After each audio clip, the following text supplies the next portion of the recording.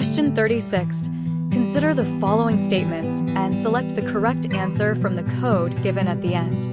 Assertion: A. The Constitution of India provides for a federal system. Reason: art has created a very strong center. Codes: A.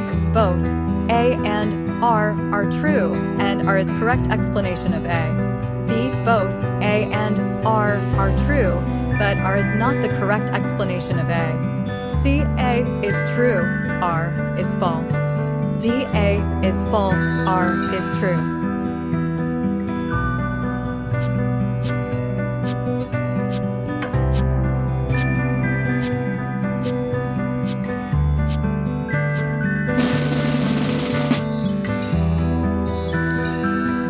Explanation: option B is correct. As per Dr. B.R. Ambedkar, the Constitution can be both unitary as well as federal according to the requirements of time and circumstances. In normal times, it is framed to work as a federal system. But in times of war or emergency, it is so designed as to make it work as though it was a unitary system. Question 37. Which unitary elements are found in Indian federal system? I. Written constitution. 2. Rigid constitution. 3. Supremacy of the constitution. 4. Appointment of governor. V. Decentralization of powers. 6. President's approval on state bills. 7. Constitutional crisis. 8.1 Supreme Court. A. I-37. B. 2V8.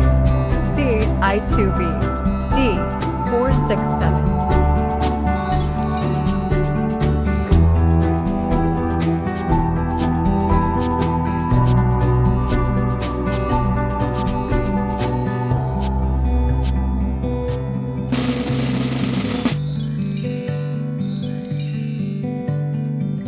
Explanation: option D is correct. The Constitution of India contains all the usual features of a federation, viz., two governments, division of powers, written constitution, rigidity of the constitution, independent judiciary, and bicameralism. However, the Indian Constitution also contains a large know of unitary features, viz., a strong center, single constitution, single citizenship, flexibility of constitution, integrated judiciary, appointment of state governor by the center, all India services, emergency provision, etc. Question 38. Which of the following is a unitary element in Indian federal system? I. Decentralization of powers. 2. Appointment of governors. 3. Unequal representation in Rajya Sabha. 4. Judicial review. V. All India services. 6. Bicameral legislature. Code: A. I-36. B. 23V. C. 3V6. D. 24V.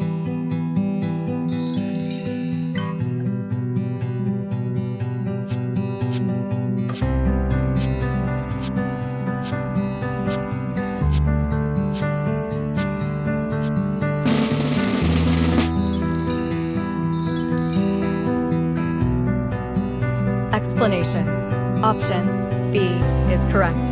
Article 1 of the Indian Constitution declares India to be a union of states. However, the Constitution has unitary element in the federal structure. For examples, provisions for a powerful center, single citizenship, appointment of governors, all India services, unequal representation in Rajya Sabha are unitary elements. Question 39. Which of the following statements about the federal system in India are correct? 1. The Constitution introduces a federal system as the basic structure of government. 2. There is a strong admixture of our sovereign. 3.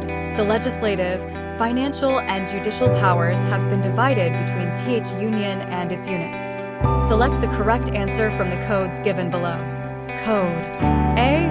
1 only. B. 1 and 2 only. C. 1, 2, and 3 only. D. All of the above.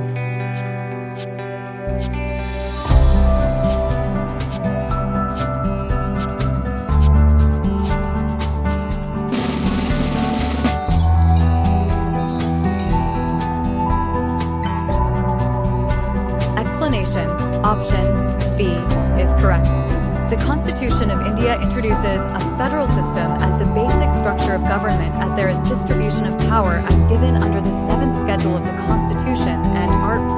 245-255, which is related to distribution of legislative powers. However, features like single citizenship, appointment of governors by presidents, power of the parliament to legislate on any matter of state list in a time of emergency, Article 250, power of parliament to legislature on a matter of state in the national interest, Art. 249, shows a strong unitary system. The state legislature does not have power in reference to foreign and defense matters. This power comes under union parliament. So, only union is sovereign, not the states. There is only hierarchy in the judicial system, no the division of judicial power between union and state.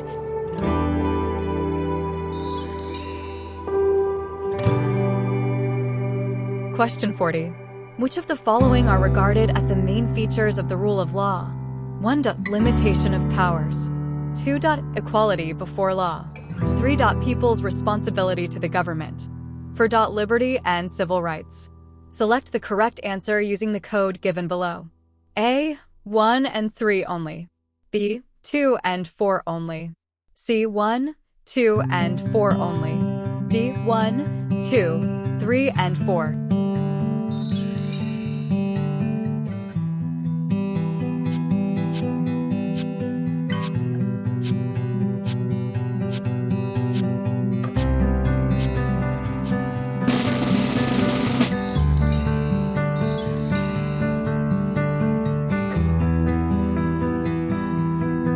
Explanation.